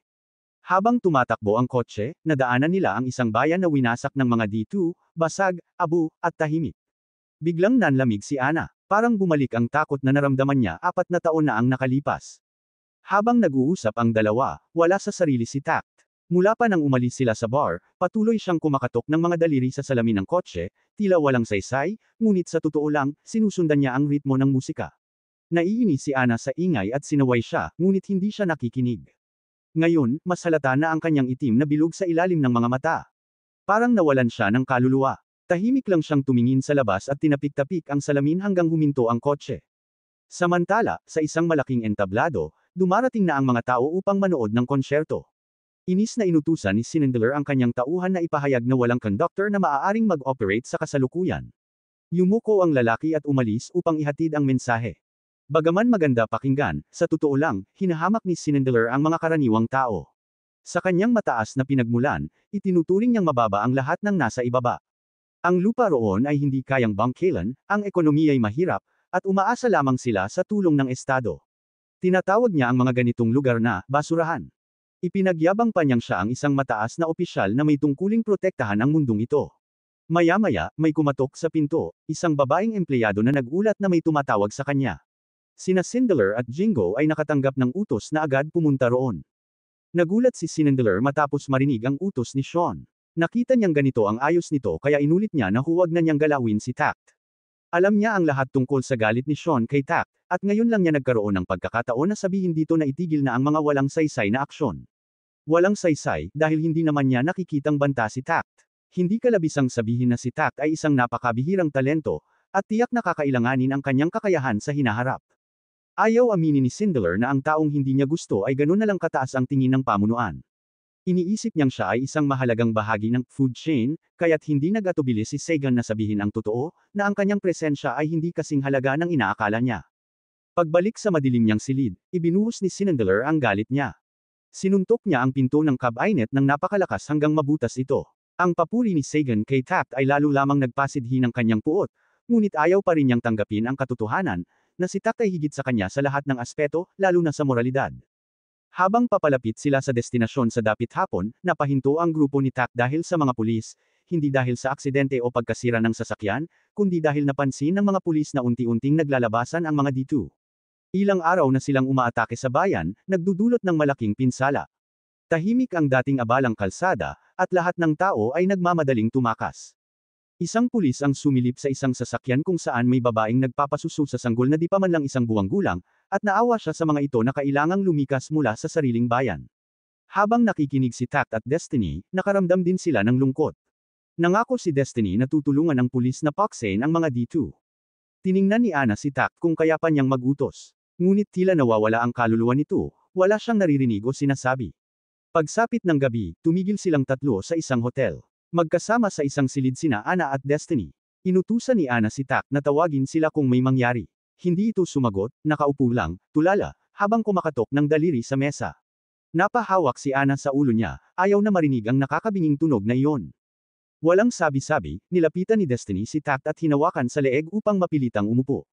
Tinanong siya ni Ana sa mababang tinig, nanlalamig ang mukha, at natakot din mismo si Tact. Bagaman hindi kasing damdamin ng normal na tao si Destiny, hindi siya ganap na malamig o walang pakialam. Alam niyang ito lang ang paraan para makausap si Tact ng maayos. Alam ni Destiny na may kakaiba sa kanya. Mula pa nang umalis sila sa bar, hindi na siya mapakali o makapagpatahimik ng ibang tao. Matapos ang matagal na tanungan, napilitang magsabi si Tact. Ipinakita niya ang ilang pirasong papel, puro tala ng musika at mga nota. Nais niyang gumawa ng sariling komposisyon. Nagulat sina Ana at Destiny sa panig na iyon ni Tact. Inisip ni Ana na may bagay na nagbigay inspirasyon sa kanya. Totoo nga, ayon sa may-ari ng bar, ang musika ay naglalaman ng damdamin ng tao, at ang lalaking tumugtog kasama ng kanyang ama noon ay siya ring nagmulat kay Tact. Bagaman hindi iyon ang unang beses na sumubok si Tact na magsulat ng kanta, ito ang unang seryosong draft niya. Tahimik siyang nagpatuloy sa pagsusulat, ng mga linya at nota na di pa kumpleto. Alam ni Ana na gusto ni Tact ng piano sa tabi niya, ngunit wala silang makita, kaya pinalitan na lamang nila ito ng piano accordion. Bagaman may bahid ng pagkadismaya, tinanggap ni Tact ito, mas mabuti nang may magamit kaysa wala. Magdamag siyang gising, ngunit di pa rin matapos ang kanta. Kinaumagahan, habang abala siya, napansin niyang nawawala ang braso niya, senyales na nag-transform na si Destiny. Lumabas siya agad at nakita nga ito, handa ng labanan ang mga D2. Tinanong niya kung bakit hindi siya tinawag, ngunit alam ni Destiny na wala itong silbi sa ganitong kalagayan. Sigurado siyang kaya niyang harapin ang mga D2 mag-isa. Matapos ang maikling pagtatalo, tumakbo si Destiny, may pupuntahan daw siya. Hindi makapaniwala si Tact. Pagkaalis ni Destiny, bumalik siya sa silid upang ipagpatuloy ang pagsusulat, ngunit tulad ng dati, walang maayos na melodya na may sulat. Bumaba siya sa lansangan para magpahinga, nakaupo at tulala habang pinapatunog ng daliri ang mga kumpas ng musikang nasa isip niya. Naalala niya nang minsang tanungin ang kanyang ama kung paano ito nakakagawa ng mga obra maestra. Isang sagot lang ang ibinigay nito. Ang mahalaga, gusto mong may makarinig nito. Hindi niya naintindihan noon ang ibig sabihin. Pagbalik sa kasalukuyan, tumangala siya at nakita si Destiny na may dalang bag ng pagkain. Sinundan niya ito ng palihim hanggang makarating sa isang parke. Doon, ibinigay ni Destiny ang pagkain sa isang babaeng may dalang sanggol. Nagtago si Tact sa likod ng puno, nagulat. Hindi niya inakalang si Destiny, na dati ay walang pakialam sa mundo, ay marunong din palang tumulong sa iba. Inilabas ni Destiny ang isang candy at inabot sa umiiyak na bata. Tumigil ito at natawa, nakatitig sa candy. Inabot ni Destiny ang candy sa sanggol. Mula sa likod ng puno, lumapit si Ana kay Tact. Nagulat din siya sa pagbabago ni Destiny. Noon, wala itong alam gawin kundi pumatay ng mga D2, iyon lang ang alam niyang layunin. Ngunit ngayon, unti-unting nagbago si Destiny at naging mas mainit ang kanyang pagkatao. Nagpaalam siya sa ina at sa bata, pagkatapos ay umalis. Sa daan, nadaanan niya ang mga batang naglalaro sa parke. Inilabas niya ang ilang lollipop at ibinigay sa kanila. Sinabi ni Ana kay Tact na ang piano kahapon ay dahil kay Destiny, siya ang nanghiram nito para sa kanya.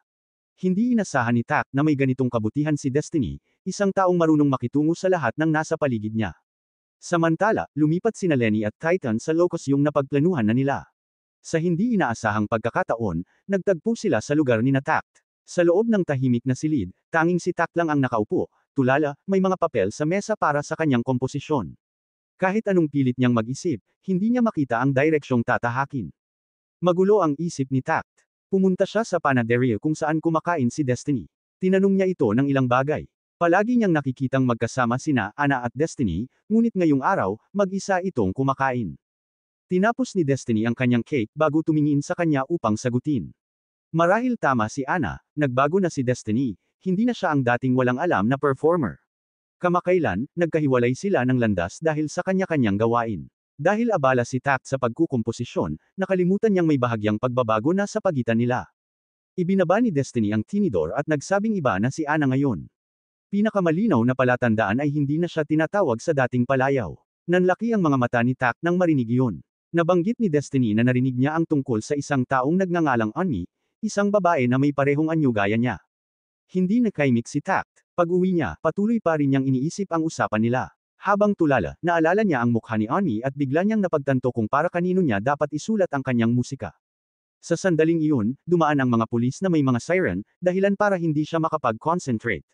Sa labas, isang malaking puwersa ng pulis, armado ng mga baril at nakasuot ng bulletproof vest, ang nakikipaglaban sa isang dito na halimaw. Hindi tinatabla ng bala ang halimaw, at isang atake lang nito ay tumilapon na ang buong pangkat ng pulis sa malayo. Saktong dumating sina Destiny at Tact, at sa isang malakas na pag-atake, winakasan nila ang halimaw. Matapos mapuksa ang nasa labas, nais ni Tact hanapin ang mga natitira pa. Pumasok silang dalawa sa kagubatan, at agad naramdaman ni Destiny na malapit ang mga D2. Sinundan nila ang amoy hanggang matagpuan sina Sinandalar at Jegoko. Inamin ni Sinandalar na ginamit niya ang kanyang kapangyarihan upang tipunin ang mga D2 sa lugar na iyon. Hindi makapaniwala si Tak na kaya nitong mag-isip ng ganoon, isang hakbang na tila pagpapahamak sa sarili. Pagkarinig sa walang saysay na salita ni Sinandalar, gustong sugurin ni Tak at turuan ito ng leksyon. Ngunit bago pa man siya makalapit, tinamaan siya ni Jegoko, alagad ni Sinandalar, at tumilapon siya sa malayo. Hinimok ni Destiny si Tak na umatras dahil labis na nilang nagamit ang kanilang lakas. Kung magpapatuloy pa sila, tiyak na hindi nila kakayanin. Ngunit bago pa sila makatakbo, umatake si Jegoko at tinamaan ng espada si Tak. Nagulat si Destiny at agad siyang binuhat upang tumakas papunta sa gubat. Hindi na sila sinundan ni Jegoko. Nagtago sila sa isang kuweba. Ginamo ni Destiny ang sugat ni Tak sa abot ng kanyang makakaya. Nang magising ito, malabo pa ang paningin at napagkamalan niyang si Anmi ang kaharap. Nakiayon naman si Destiny, ginampanan ang papel ng menhing babae upang mapawi ang kanyang takot. Samantala, labis ang kasiyahan ni Sindalar sa pagkatalo ni Tact. Umuwi siya sa punong tanggapan, may hawak na basong alak. Katabi niya si Jegoko, na mahina pang umaawit ng isang himig na lalong ikinainis ni Sindalar. Sinabihan niya itong tumigil. Bagaman isa siyang conductor, hindi siya mahilig sa musika. Para sa kanya, ang musika ay hindi masusukat ng anumang unit o panuntunan, kundi ng pakiramdam, isang bagay na hindi mapagkakatiwalaan. Ipinahayag niya na siya ang magiging sukatan ng mundong ito at magtatamo ng walang hanggang kasikatan bilang isang bayani. Tahimik lang siyang tinitigan ni Jegoko. Pagsapit ng gabi, nagising si Tact. Nagtaka siya kung bakit isang mandirigmang tulad ni Destiny ang piniling tumakas. Ngunit kahit ganoon, isa pa rin siyang taong may damdamin, marunong malungkot, matakot, at umasa. Takot siyang hindi na muling marinig ang tugtugin ni Tact. Ang hindi pa tapos na musikang iyon ay nagdulot ng kalungkutan. Marahil hindi na siya muling makakagawa ng komposisyon. Ngunit ang tanong, para kanino niya ito nais tugtugin? Naalala ni Tact ang mga salita ng kanyang ama. Ang mahalaga, dapat may gusto kang makarinig. Ngunit wala na ang taong iyon ngayon. Nawalan siya ng inspirasyon sa paglikha. Inisip ni Destiny na marahil si Anmi ang tinutukoy niya. Dahil marahil sa sugat at sa kabutihan ni Destiny, naging madali para kay Tak na magbukas ng damdamin tungkol sa kanyang namayapang kaibigan. Si Anmi ay kapatid ni Ana. Madalas siyang pumunta sa bahay ni Tak upang maglaro, at labis siyang maalalahanin dito, isang ugaling dati inis na inis si Tak. Sa katunayan, hindi lang si Anmi kundi ang buong mundo ang hindi niya gusto noon. Hindi niya maintindihan kung bakit hindi tanggap ng mga tao ang musika.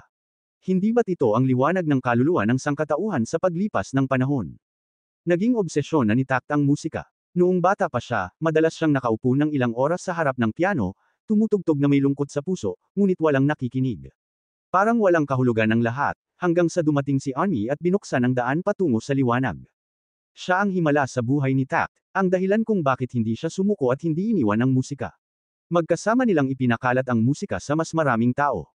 Ngayon, garalgal na ang tinig ni Tact habang sinasabi, wala na siya. Ngunit si Destiny, na ngayoy ginagawa ang dating ginagawa ni Anmi, ay nagsabi sa kanya na huwag sumuko. Ang kanyang musika ay may apoy, isang apoy na nagbibigay liwanag sa mga puso ng tao. Marahil, ang taong naghihintay pa rin sa kanya ay naririyan pa, saan mang sulok ng mundong ito. Samantala, nag-aalala si Ana kina Tact at Destiny. Tumakbo si Ana patungo sa lugar kung saan lumitaw ang mga D2 upang hanapin ang kanilang mga bakas. Sa kabutihang palad, nasalubong niya sa daan si Lenny, kaya dinala niya ito pabalik sa tinutuluyan niya. Hindi pa rin mapakali si Ana sa pag-aalala kina Tact at Destiny na nasa kagubatan. Nang marinig ni Lenny ang tungkol sa isang taong may kakayahang kontrolin ang mga D2, naniwala siyang sa lakas ni Tact at Destiny, wala silang dapat ipag-alala. Sa sandaling iyon, tumunog ang walkie-talkie sa mesa, ang boses ni Titan. Tumakbo siya sa kagubatan habang hinahanap ang dalawa, ngunit sa kasamaang palad ay nakasalubong niya ang isang D2. Gusto sanang sumugod ni Ana, pero pinigilan siya ni Lenny. Siya na raw ang baalang ayusin ang lahat, iyon naman talaga ang dahilan kung bakit siya naroon. Kinabukasan, hindi pa rin bumubuti ang kalagayan ni Tact. Lalong namumutla ang kanyang mukha. Hindi na kayang sipsipin ni Destiny ang kanyang life force, kaya't sarili na lamang niyang lakas ang ginamit niya upang lumaban. Gayunman, hindi siya umatras. Lumabas siya upang kunin ang dalawang maso na nakabaon pa sa punong kahoy, at nagtungo sa kinaroroonan nina Sinandler at Jegoko. Pagkaraan ng ilang sandali, nagising si Tact at lumabas ng kuweba. Narinig niya ang kaguluhan mula sa direksyon ni Destiny, at agad niyang nahulaan na siya nga iyon. Hawak-hawak ang sugat sa dibdib, pinilit niyang tumakbo patungo roon. Malapit nang matapos ang labanan. Matagal na nakipaglaban si Destiny ngunit sa huli ay natalo rin ni Jegoko. Nasa kamay na ni Jegoko ang kanyang buhay, ngunit tumanggi pa rin siyang sumunod sa utos nito. Nakiusap siya kay Tact na huwag nang lumapit, alam niyang hindi ito dapat nakikibaka. Lalong pinigilan ni Jegoko ang kanyang leeg, kaunti na lang at mamamatay na siya. Sa kabutihang palad, dumating si Tact sa tamang oras at napilitang bitiwan ni Jegoko si Destiny. Natutuwa si Sindelar na makita siya. Nagsalita ito ng sunod-sunod, ngunit hindi tumugon si Tact. Sa halip, nakipagtalo siya kay Destiny. Gusto ni Destiny na siya lang ang lumaban, ngunit ayaw naman ni Tact na mapahamak ito. Naging matindi ang pagtatalo nila, hanggang sa minas si Sindelar dahil parang hindi siya pinapansin ng dalawa. Sa sandaling iyon, dumating sina Lenny at Titan. Hinabol ni Titan si Jegoko, habang si Lenny naman ay nakipagpalitan ng ilang salita kay Sindelar upang makakuha ng oras. Pinaghandaan niya ito upang makapag-usap sina Tact at Destiny. Totoo nga, may nais sabihin si Tact. Naalala niya kung sino ang gusto niyang makarinig ng kanyang musika. Nasa harapan lang niya, si Destiny. Higit sa lahat, sinabi niyang gamitin nito ang kanyang life force, huwag nang mag-atubili. Dahil sa mga salitang iyon, hindi na nakatanggi si Destiny. Epektibo ang taktika ni Lenny, iniisip ni Sindelar na si Lenny ang tunay na mandirigma, ngunit sa katotohanan, si Tact ang pinagmumulan ng lakas, at si Destiny ang tagapagpatupad. Sa paggamit ng life force ni Tact, naging mas makapangyarihan si Destiny. Lalong tumindi ang kanyang mga atake, at nagawa pa niyang mapalipad si Jegoko. Matagal ang naging labanan, ngunit hindi siya pananghinaan. Sa halip, lalong lumalakas habang tumatagal. Sa huli, parehong ginamit ng magkabilang panig ang kanilang pinakamalakas na atake. Nagpakawala si Destiny ng sinag ng enerhiya na kasing laki ng isang burol. Hindi pa rin kontento si Sindelar, nais pa rin niyang lumaban hanggang mamatay si Tact. Ganoon din si Jegoko, ngunit nang dumating si Tangoko, napigilan niya ang kanyang kabaliwan. Ang pagdating ni Tangoko ang nagpapaalala kay Sindelar na ang patuloy na pakikipaglaban ay paglabag sa mga kautusan ni Sean. Bilang parusa, tinanggal siya sa kanyang posisyon bilang mataas na opisyal at inalisan ng lahat ng kapangyarihan sa Symphonica. Hindi man siya sang-ayon, wala siyang magagawa. Si Jegoko naman ay agad tumalikod at hindi na siya kinilala, sinabayan pa ng pangungutya. Sinabihan ni Tangoko si Lenny na huwag nang ipaalam sa iba ang nangyari, saka umalis kasama si Jegoko. Sa pagtatapos ng araw, nakabalik sina Tact at Destiny kay Ana. Ipinangako ni Ana na mula ngayon ay tatawagan niyang Anmi si Destiny. Pagkatapos ng mahabang paglalakbay, nakarating din silang tatlo sa New York. Hindi tulad ng ibang lugar, nanatiling buo at masigla ang lungsod, ng mga tindahan at abalang tao, sa gisag ng kasaganaan. Pagkaraan ng ilang sandali sa pagmamaneho, nakarating sila sa bahay ni Ana. Nakita niya muli ang kanyang mga magulang at ang kanyang kalahating paralisadong kapatid. Gaya ni Ana, niyakap din sila ni Destiny. Pumasok silang lahat sa loob upang magkwentuhan. Nakipag-ugnayan si Lot kay Lenny upang pagplanuhan ang adjustment ni Destiny. Kapag naayos ito, hindi na niya kailangang gamitin ang life force ni Tact. Ngunit nangangahulugang hindi na magiging perpekto ang mga susunod nilang misyon. Hindi pa tinitingnan ni Lot ang lahat ng detalye, kaya ipinayo niyang ipagpaliban muna ang desisyon. Pagkatapos, nagtungo sila sa Symphonica ng New York, kung saan matatagpuan ang laboratorio ni Ana. Sasailalim si Destiny sa pagsusuri roon. Bago umalis, pinayuhan ni Destiny si Tact na ipacheck kay Lot ang kakaibang marka sa kanyang kanang braso.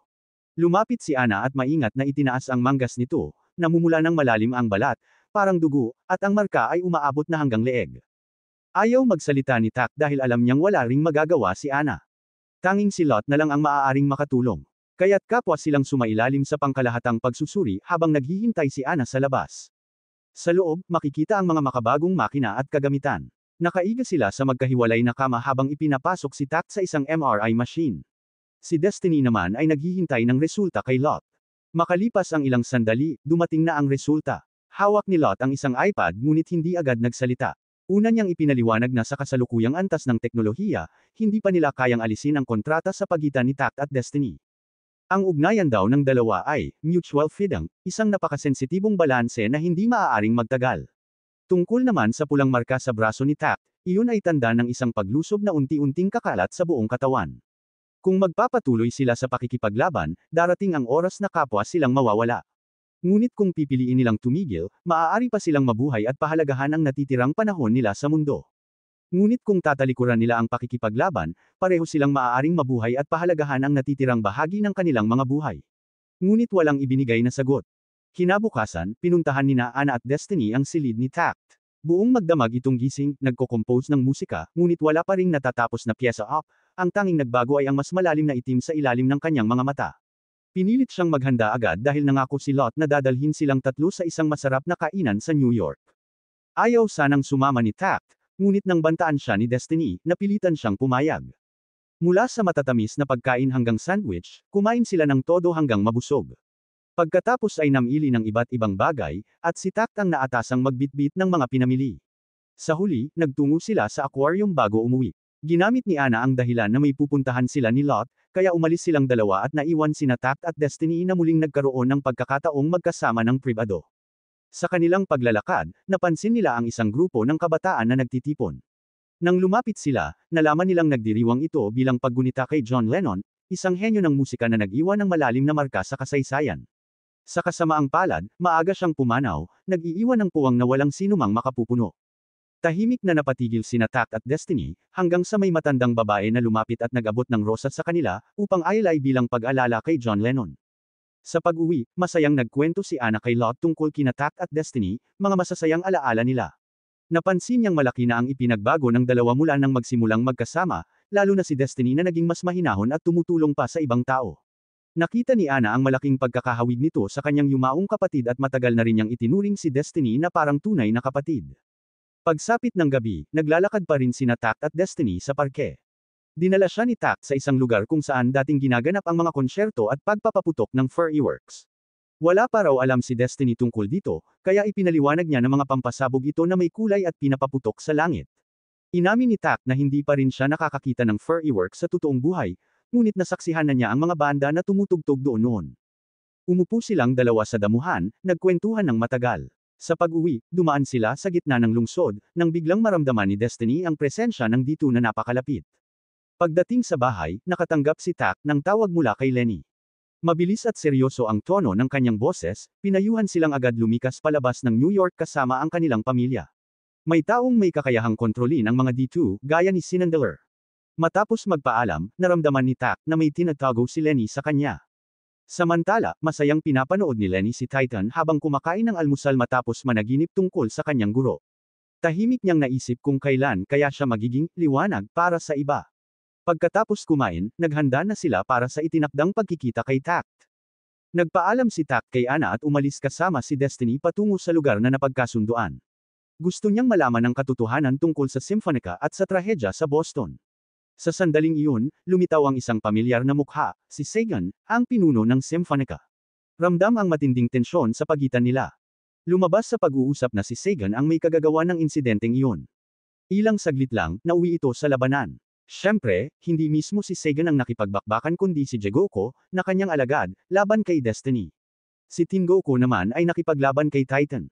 Habang naglalaban ang iba, kalmadong ikinwento ni Sagan kay Tact ang buong nangyari sa trahedya sa Boston. Nandoon din daw noon si Lenny, kaya't hanggang ngayon ay kusa itong naglingkod bilang conductor bilang pagtubo sa kanyang kasalanan. Sa kanyang kabataan, tinanggap ni Lenny ang isang matandang lalaking may asul na buhok bilang kanyang guro. Inamin ng matanda na marami pa siyang kakulangan at hindi pa ganap na nauunawaan ang lahat. Kaya't nagkasundo sila ni Lenny, kung ano ang alam ng isa, ipapakita sa isa pa, upang magtulungan at magpuno sa kakulangan ng bawat isa. Kailangan ni Lenny ang talento ng kanyang guro sa musika, at kailangan naman siya ng matanda sa kanyang kakayahan sa pagluluto. Ngunit sa mga huling araw, labis na nababahala si Lenny. Palaging lumilitaw ang mga D2, at nakatakda silang magdaos ng konsyerto sa lungsod. Ayaw na sana niyang ituloy, ngunit nagpumilit ang kanyang guro. Alam nitong mapanganib, ngunit batid din niyang ito lamang ang tanging bagay na maaari niyang gawin, ang gamitin ng musika upang magbigay ng pag-asa sa mga tao sa gitna ng kaguluhan. Nang magising si Lenny, gumuho na ang paligid, nasa ilalim ng mga guho ang kanyang guro, habang siya mismo ay sugatan at halos walang lakas upang tumayo, lalo na upang mailigtas ito.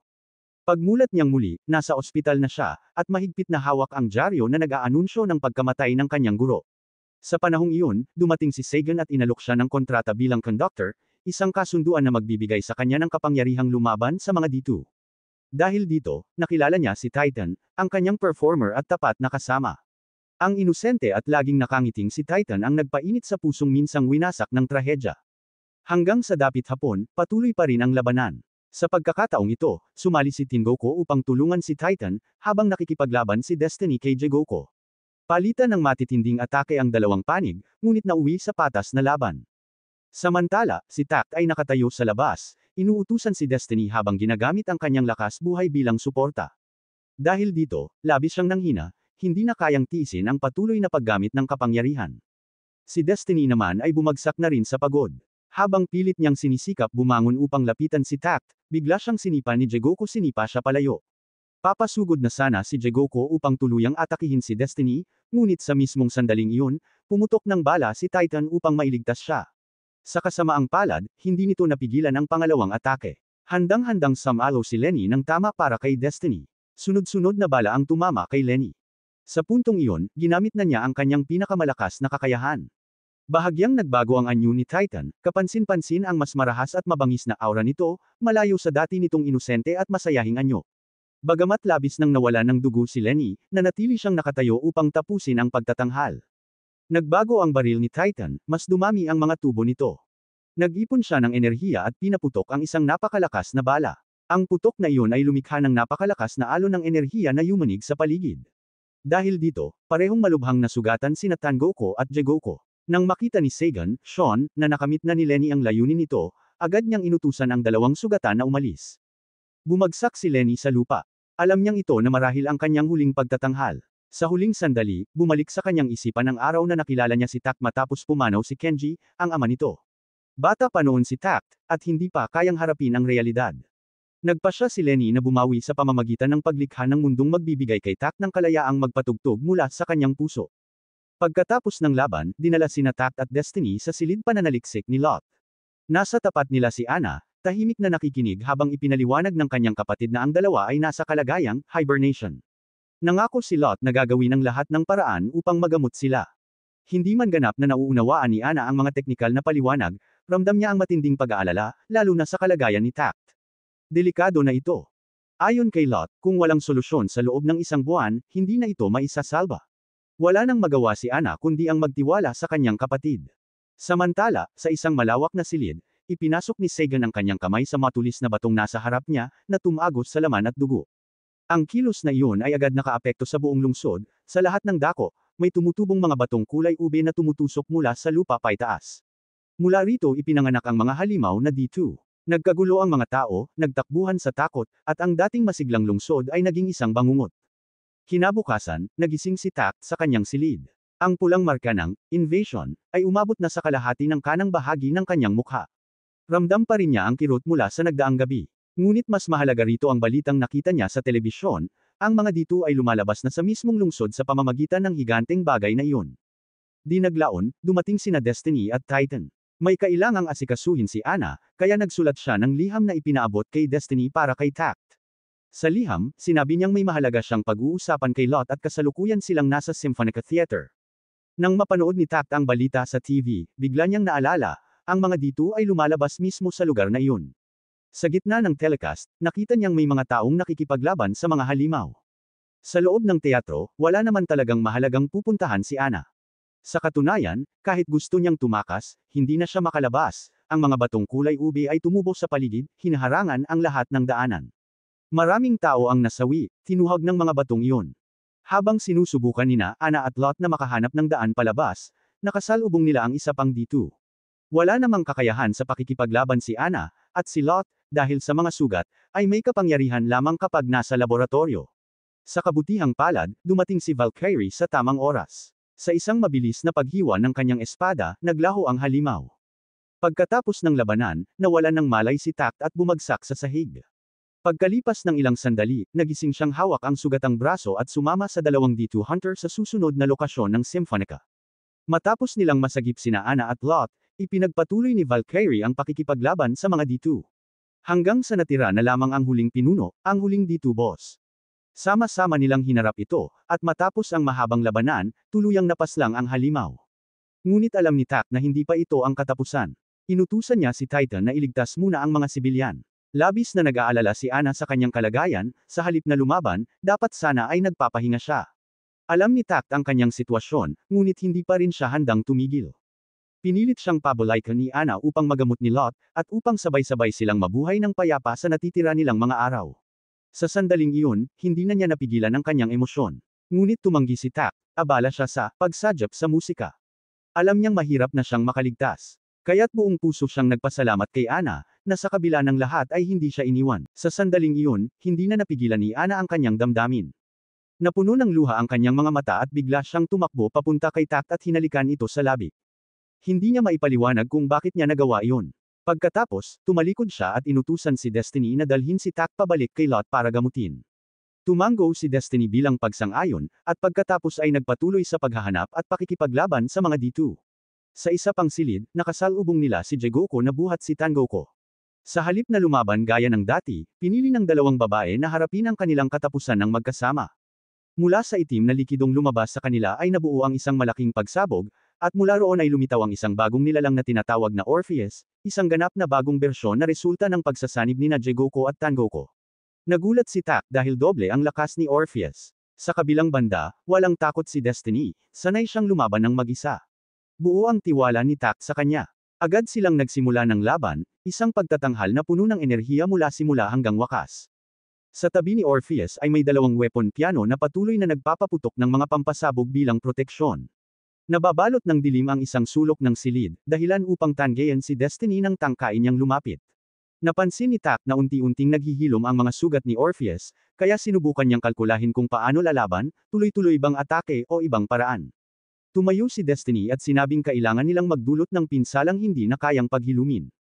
Mabilis siyang sumugod, lumilipad sa pagitan ng mga bato, umiiwas sa mga unang putok ng piano cannons, at binuksan ang kanyang sandata upang umatake ng direkta kay Orpheus. Ngunit napigilan siya ng mga tanikala mula sa dalawang piano. Muling nakatakas si Destiny at sunod-sunod na nagpaputok, tinamaan si Orpheus, ngunit muling gumaling ito. Tumawa si Orpheus ng may pagmamataas. Paglingon niya, bigla siyang nasipa ni Tak sa mukha, dahilan upang magkaroon si Destiny ng pagkakataong gamitin ang kanyang huling teknik, winasak niya ang dalawang piano at saka tumira ng matinding atake na tuluyang nagpasabog sa katawan ni Orpheus. Akala nila ay tapos na, ngunit muling binuo ng itim na likido ang katawan ni Orpheus. Sinabi ni Destiny kay Tak na umalis na, habang siya naman ang tatapos sa laban. Sa pagbalik sa nakaraan ilang taon ang nakalipas, lalo pang tumindi ang labanan sa harapan. Wasak na ang linya ng depensa ng sangkatauhan, pagod at ubos na ang mga mandirigma. Hindi na nila kayang itaboy ang mga D2. Bukod pa roon, iniulat ng pinuno na wala pa ring koneksyon sa performance team, habang dumarami pa ang mga D2. Sa gitna ng kaguluhan, lumitaw sina Jegoko at Tangoko, isang putok lang mula sa kanilang mga sandata ang tumapos sa buong grupo ng D2. Dumating si Sagan at inutusan ang hukbo na huwag umatras, kahit mamatay sila. Kailangan nilang ipagtanggol ang posisyon dahil sa likod nila ay maraming inosenteng sibilyan. Kung atras sila, tuluyang babagsak ang depensa. Sa kanyang matatag at nakapagpapasiglang tinig, muli niyang ginaisang ang diwa ng mga sundalo. Lumulubog na ang mundo sa sakit at kawalan. Maraming sundalo ang nagbuwis ng buhay para sa kanilang lupang sinilangan. Ang mga sibilyan ay nakahandusay sa mga lansangan na dati puno ng buhay, ang mga gusali ay winasak ng dambuhalang dito. Saglit na natigilan si Sean, bumabalik sa kanyang alaala ang lahat ng trahedyang iyon. Nilapitan niya ang batong iyon at hinawakan, sa isang iglap, nasa bubungan na siya kasama sina Jegoko at Tangoko, nakatanaw sa winasak na lungsod. Marahil iyon na ang laman ng kanyang isipan. Sa katotohanan, siya mismo ay naipit sa mga batong siya ang lumikha. Natagpuan ni Tak ang may sakit na lalaking naiswasakin ang mundo. Samantala, sa panig ni Destiny, hindi pa tapos ang laban. Determinado si Orpheus na ipaglaban ang mga ideal ni Sean hanggang sa huli. Kailangan nilang iligtas ang mundong ito, bagaman hindi na malinaw kung ang ginagawa nila ay pagliligtas o lalo lamang nitong pinapahamak. Habang nakikipaglaban, sinipsip ni Orpheus ang lakas ng buhay ni Tact, dahilan upang mamuti ang kalahati ng kanyang buhok at mapaluhod siya sa pagod. Si Sagan, na nakabaon pa rin sa bato, ay patuloy na bumubulong tungkol sa musika at sa kanyang maririkit na pangarap. Sa panig ni Destiny, siya ay natalo na. Habang inaalala ni Orpheus ang desperadong mukha ni Sean, tinangkal niyang tapusin si Destiny. Itinaas niya ang kamay upang saksakin ito, ngunit biglang tumayo si Destiny at tinabig ang espada. Hindi na sila gumamit ng kapangyarihan, lumaban sila gamit ang mga kamao. Nagpalitan sila ng mga suntok na tila puno ng pilosopiya at damdamin. Sa huli, nanag ang kabutihan sa kasamaan. Tinapos ni Destiny si Orpheus sa isang putok na nagpawala sa kanya sa hangin. Ilang sandali pa, dumating siya sa kinaroroonan ni Tact, senyales na siya ang nagtagumpay. Sa wakas, nagwagi ang katarungan. Nang tuluyang tumusok ang espada kay Sagan, ang buong katawan nito ay naging bato. Kasabay nito, naglaho ang lahat ng natitirang dito sa mundo. Pagkatapos ng lahat, magkasama nilang ginugol ang huling sandali ng kanilang buhay. Naghiga sila sa dalampasigan, magkahawak kamay, inaalala ang mga alaala nilang magkasama. Tahimik silang dalawa, dahan-daang ipinikit ni Tact ang kanyang mga mata, at hinalikan siya ni Destiny sa labi, habang ipinagtapat na mahal niya ito. Pagkatapos, naglaho rin siya, naging mga talulot ng rosas na tinangay ng hangin.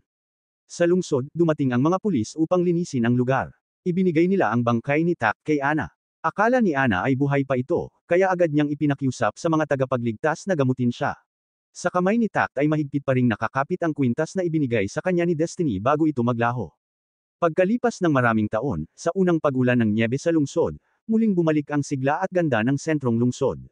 Sa malaking screen ng gusali, ipinalalabas ang Morning Flowers, isang ulat tungkol sa sakunang idinulot ng mga D2. Si Anna ay bahagi na rin ngayon ng Symphonica. Sa kanyang kamay, hawak niya ang kwintas na iningatan ni Tact hanggang sa huling sandali ng buhay nito.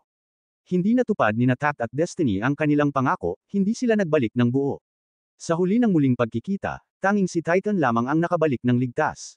Masaya silang nagkwentuhan, ngunit sa puso ni Anna, patuloy pa rin siyang naghihintay.